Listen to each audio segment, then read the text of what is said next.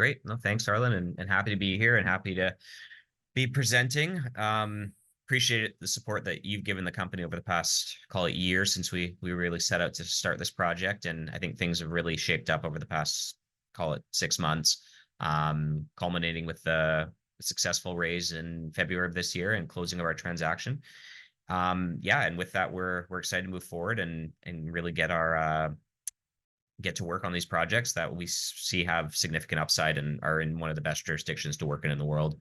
And then hopefully the gold prices seem to be at our backs, but I think we just need the equity markets to start to cooperate a little bit more, and we'll be in a great position to really execute on a really great strategy.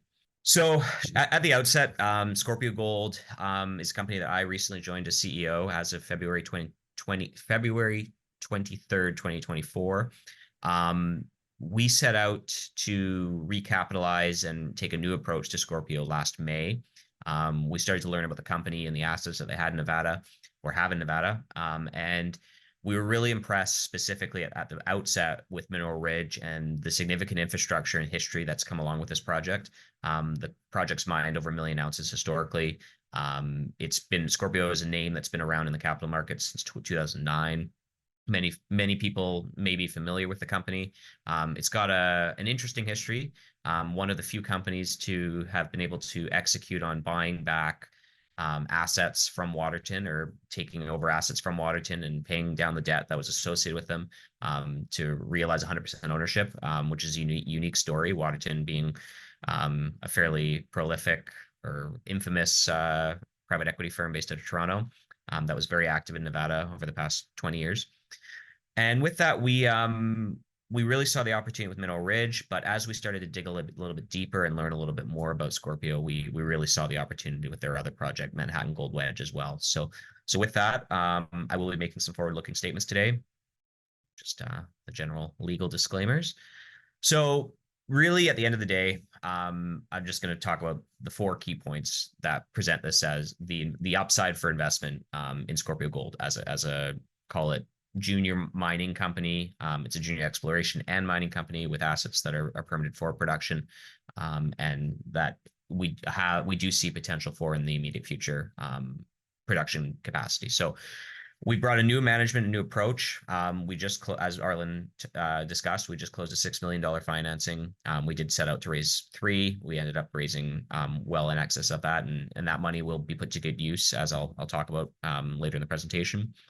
We brought really beyond having raised $6 million, we also raised it from a really great capital base.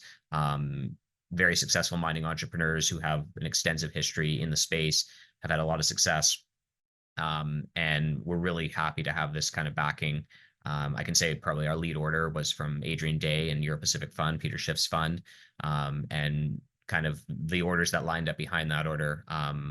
We have a lot of faith in these assets and the management team that we're building around them.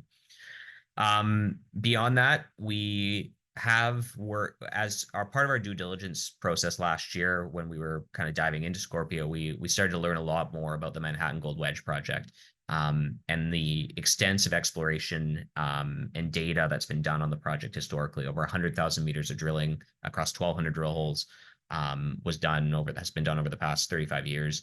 And we really saw the opportunity to remodel that data and take a look at it, because from our perspective, it really had been overlooked by not only Kinross, who formerly owned the project, but also Scorpio. I think also the Scorpio team was very focused on Mineral Ridge at the time, and they saw a lot of exploration potential. But looking at the historical database, I think there was a lot of value there that we've seen.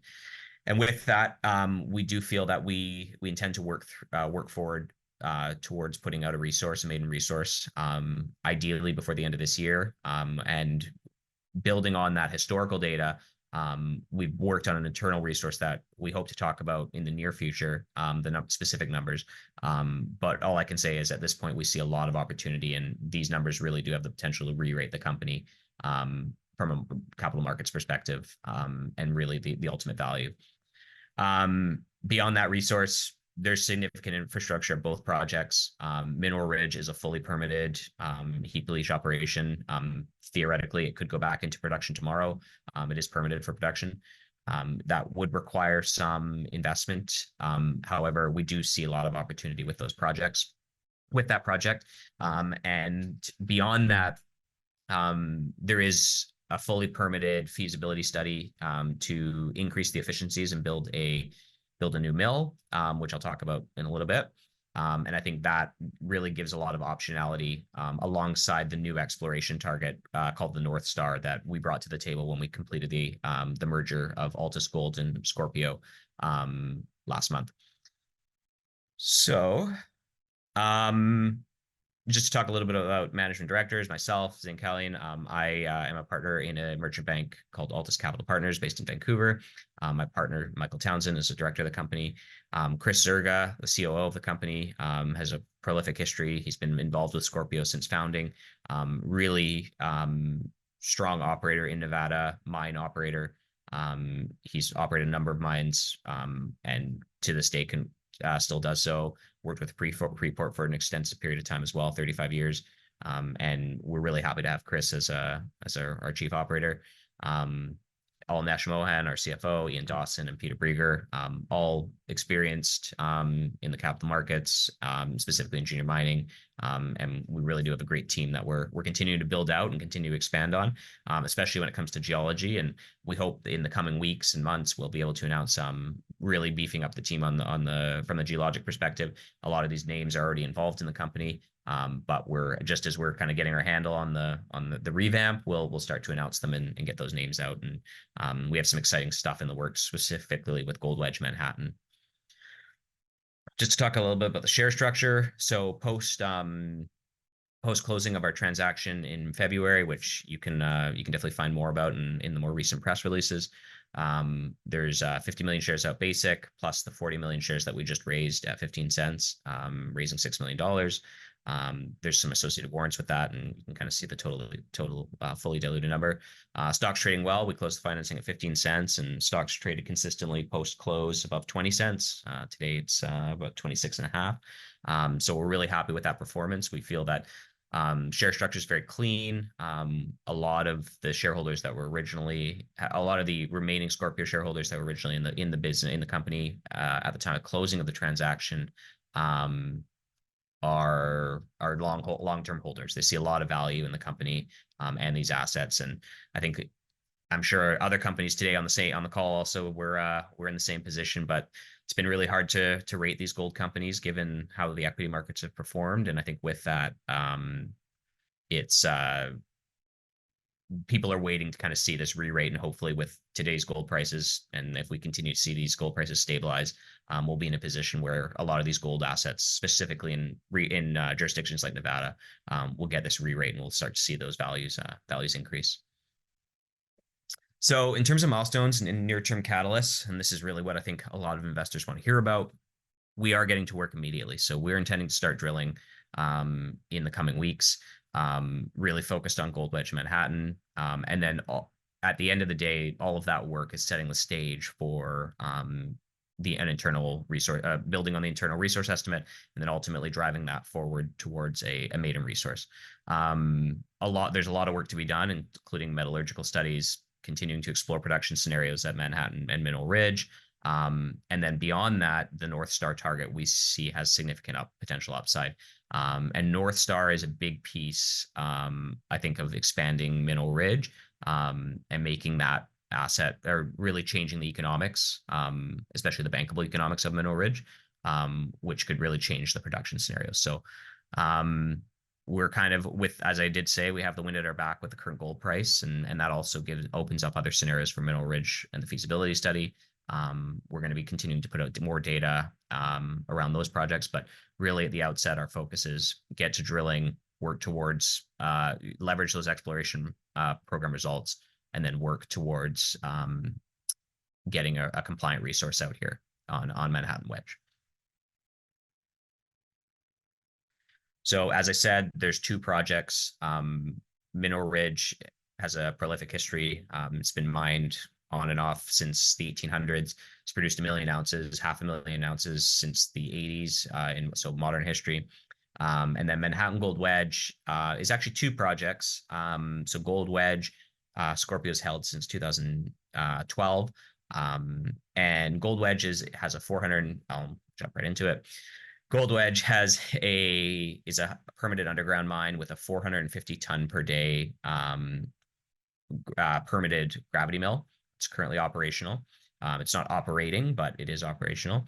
And then adjacent to that is a project that Scorpio had gone back and forth with Kinross for a number of years to try and acquire.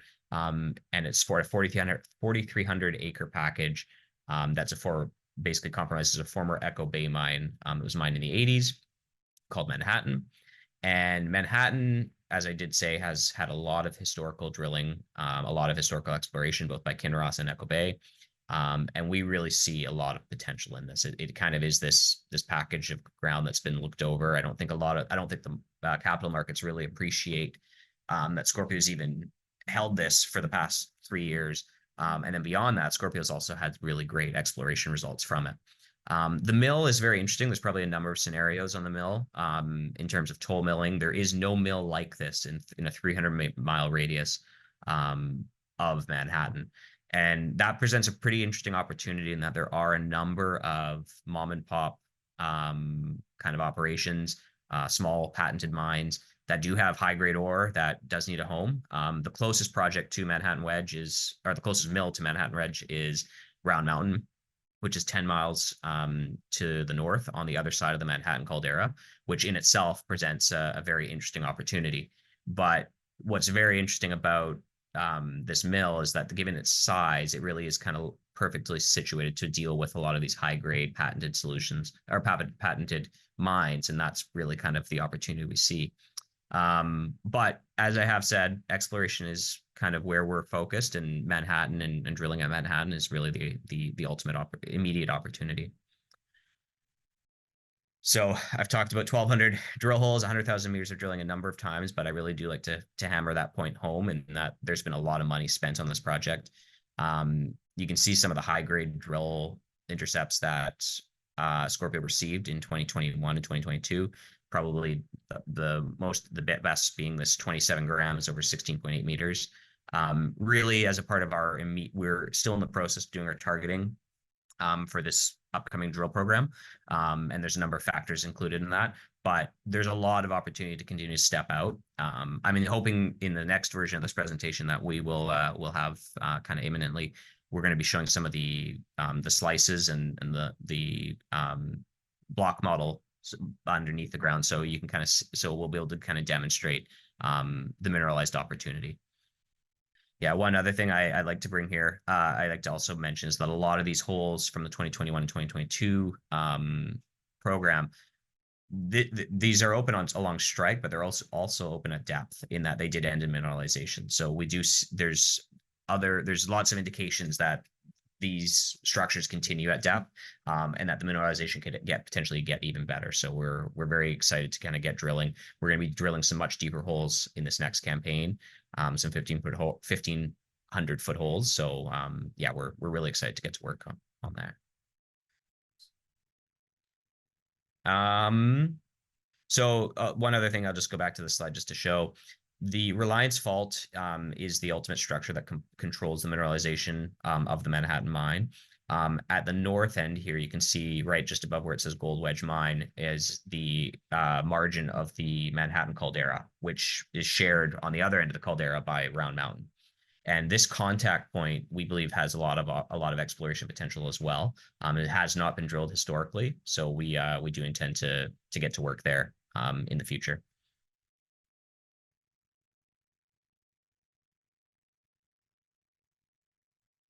So as I did say, really post acquisition, we're working on modeling all the historic data, which we've done a lot of already.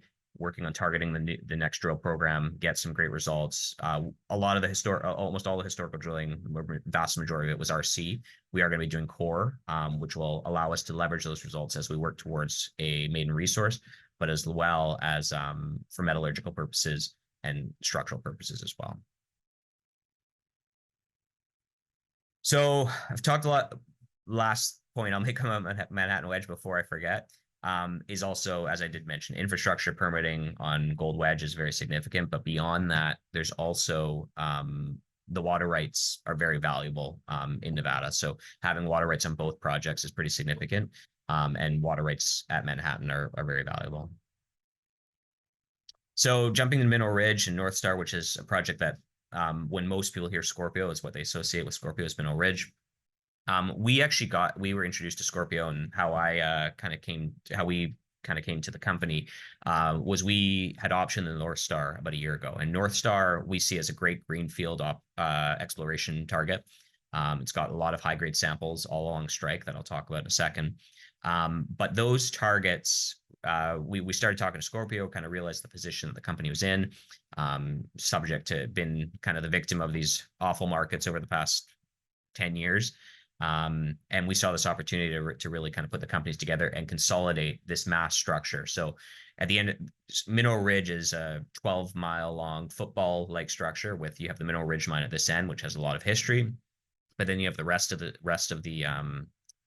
ridge that has a lot of historic workings in it. So adits, and you can see old timers were mining with gravity, but has not had a lot of modern exploration done on it at all. And that's really kind of the merging the two, consolidating the ridge, being able to leverage the infrastructure that exists at the permitted mine, and being able to leverage that for further exploration on a much bigger package is really the opportunity.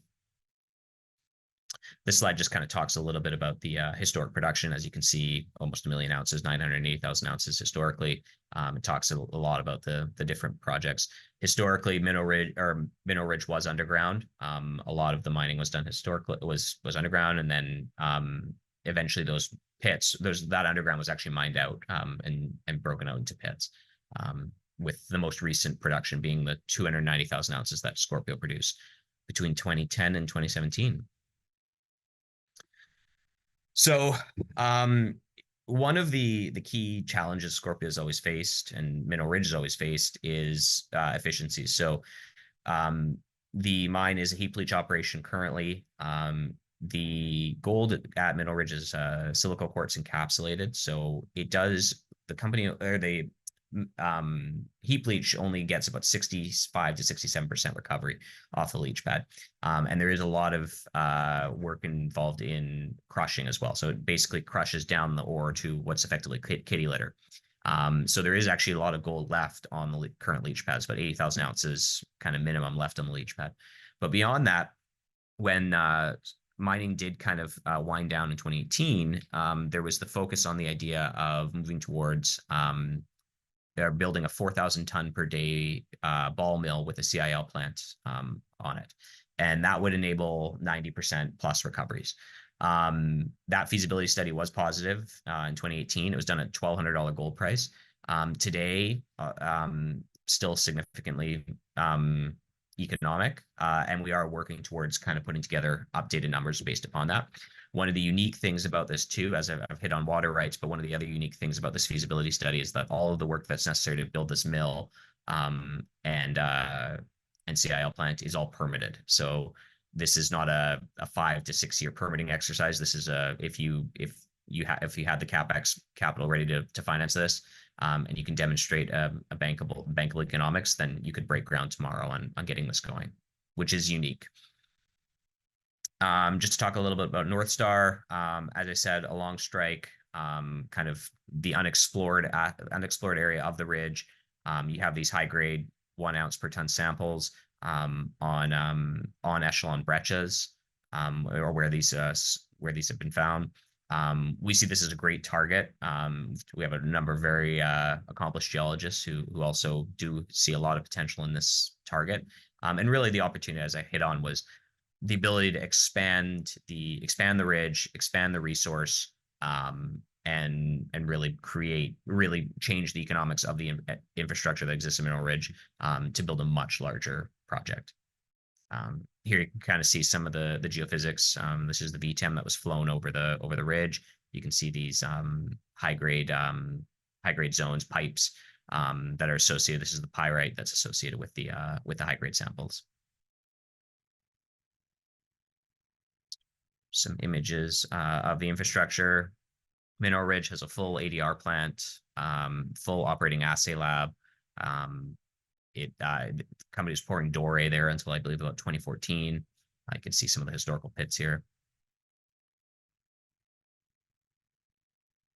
It's just a picture of the ridge from looking southwest. So it's just a different or southeast, just a different perspective. So ultimately, as I kind of hit on, really we're taking a new approach to some really great assets, fully permitted assets in Nevada that have a lot of exploration potential, the ability to expand the resources that exist there, leverage the established infrastructure and permitting and water rights, and really kind of build some very short-term producing opportunities. And I think both projects, we have the right team, the right capital, the right investors, and I think we're really set up for success. And as long as we continue to execute on our plan, I think we'll be in a really great position. Awesome. Thanks, Zayn. Um, I certainly have got some questions for you. What do you think the breakup value is of all this infrastructure between the two projects? Yeah. The above ground infrastructure at Mineral Ridge and at Goldwedge is significant. These assets have had a lot of money put into them. I kind of like the number 20 to 25 million US between the two. The mill at Goldwedge, I think at least it cost 20 to 25 million to build. Mineral Ridge was even, I don't even want to think about how much money has gone into Mineral Ridge historically. But yeah, there's a lot of infrastructure, above ground infrastructure there that has significant value. Now, obviously, if you're breaking it up, there's reclamation and a lot of things associated with that. Mineral Ridge has a fairly significant reclamation bond attached to it that Scorpio holds. So yeah, there's a lot of value there in above ground infrastructure. A lot of money has gone into these projects, in excess, I'd say, of at least 35 million between the two. And that's just not even talking about the permitting and the time it would take to get the permitting that exists there. Yeah. And I'm hearing more and more and more difficulties about getting water permits in Nevada. Something I wasn't hearing about 5 years ago. Yeah. But it's coming up more and more, right? And so is there opportunities to lease those water rights, or are there opportunities to capitalize on that for you without losing them? Yeah, like there's always opportunity there, right? Like I think we definitely see the opportunity in these assets, and I don't think we're in a position from coming up from a perspective where we want to just necessarily lease them and kind of hamstring our ability to operate. But at the same time, I think there is optionality there. It does de-risk the projects and having these rights and having them they are an asset that maybe could be leveraged to create some operational cash flow in a short-term scenario. But I think, yeah, they're a valuable asset as you hit on. I don't know if you can kind of see on the slide, you can see right here, these are the evaporation ponds, Albemarle's evaporation ponds for the Clayton Valley lithium project, the only producing lithium project in the US. And Scorpio sits right above this on Silver Peak. And the only other company with significant water rights in the valley is Scorpio. So Albemarle and Scorpio. Mhm. When you talk about some of these mom and pop operations that have stockpile, obviously not 43-101 compliant, but what kind of grades are they stockpiling? Yeah, they're high grade. Like I've heard I was earlier this morning. I was on a call with a kind of a mom and pop operation, historic mine, and they were talking about 2 ounce per ton material. So yeah, it's kind of anywhere from 0.6 ounce to 2 ounce. It's all around there, but significant, like high grade by today's standards, no question. And Mhm. be economic in that mill for sure. Mhm. Mhm. I appreciate your new approach here. Doing the property visit, it was very clear that, the Scorpio, they were very focused on operating um, Mineral Ridge and didn't have the capital, I guess, to really put that systematic geological exploration model both on Mineral Ridge and the Manhattan Gold Project. Um, so yeah, and you talked about building your geological team. So, you've raised the money. You got some really good checks with some really good people here. So I imagine you're going to be able to bring some pretty knowledgeable people about Nevada and geology to the team. Yeah, I think we're working with some of the best geologists in the world, from my perspective, and I think we're working. I hope that we can talk a little bit more about the team that we're building in the immediate short term. I can't talk too much about it today, but All I can say is there's some great things in the works, some very good operators, accomplished geologists um, who've moved projects like this forward over the past 30 years, and I think we're in a good spot to really build a great team. Yeah, yeah. Thanks, Zane. Congrats on that raise. Again, going from 3 million to 6 million in this market is no small feat. For And sure. when you talked about who your lead order was there, right? And then the money started piling in. Yeah. No, I think it says something about your assets and your valuation here. So yeah, really looking forward to drilling results and seeing how you're building this company up. great. Well, appreciate the time, Arlen, and always appreciate the support. You were a big part of the raise, and yeah, we're happy to be here. A little bit. Okay. Right on, buddy. Thanks so much. And we'll chat later. Thanks for joining the show.